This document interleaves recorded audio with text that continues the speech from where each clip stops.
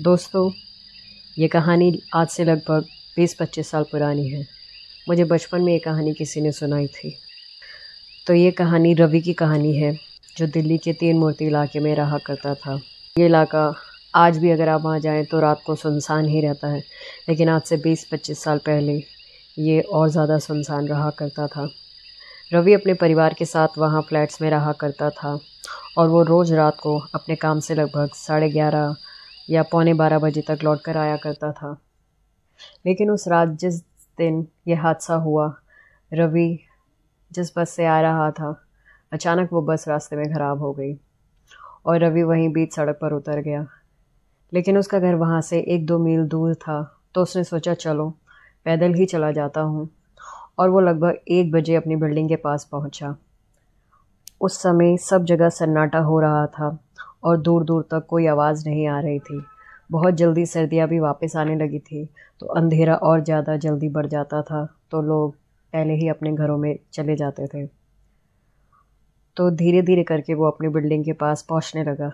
जैसे ही वो अपनी बिल्डिंग की सीढ़ी के पास पहुंचा, तो उसने देखा एक औरत अपने बच्चे के साथ वहाँ सीढ़ियों के पास बैठी हुई है।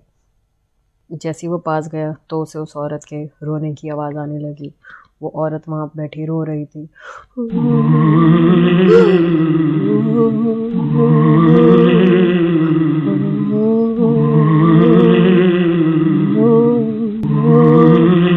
उसे ये सब सुनकर कुछ अजीब लगा। वह उसके पास गया और उसने उससे पूछा कि आप कौन हो जो इतनी रात को यहाँ बैठ के रो रही हो।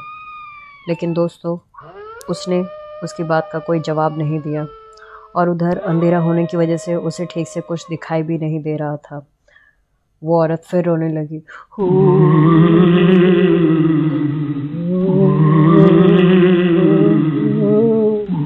उसने एक बार फिर पूछा, कौन हो आप, क्यों रो रही हो?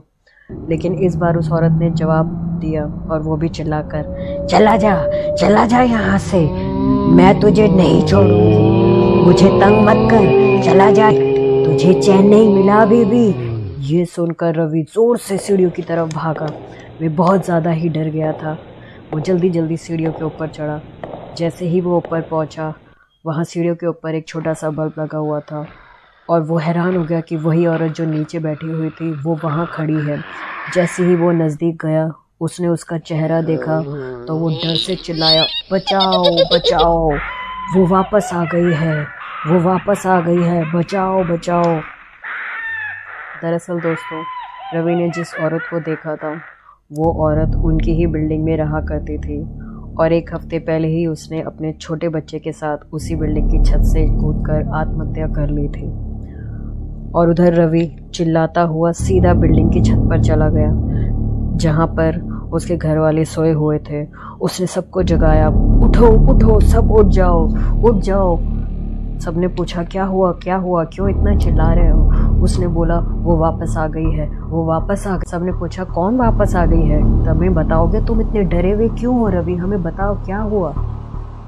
और फिर रवि के साथ जो कुछ हुआ उसने वह सबको बताया।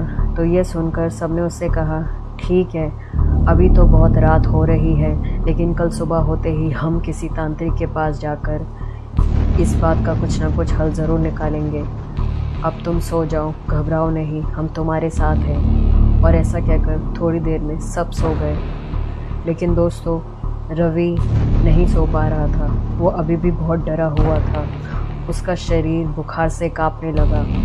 वो डर के मारे सो नहीं पा रहा था और करवटें बदल रहा था कि तभी अचानक उसने देखा वही औरत उसकी चारपाई के किनारे के पास खड़ी हुई है। रवि और डर गया। उसने चिल्लाने की बहुत कोशिश करी, मगर उसके मुंह से आवाज़ नहीं निकल पा रही थी। वो छटपटा रहा था,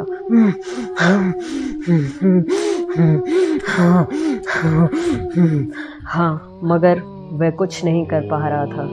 और इस बीच उसके दिमाग में यही चल रहा था कि ये जो कुछ भी उसके साथ हो रहा है, ये उसके कर्मों की ही सज़ा है। जी हाँ, दरअसल दोस्तों, वो जो औरत थी, कुछ महीनों पहले उसके पति की मौत हो गई थी, और रवि करता था, और वो उसे मना करती थी कि मुझे तंग मत किया करो, लेकिन वो उसे धमकाता रहता था।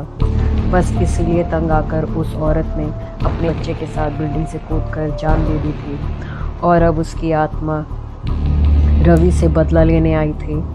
उसने उस औरत के आगे हाथ जोड़े मगर उसने उसे नहीं छोड़ा और रवि को अपने साथ ले गई।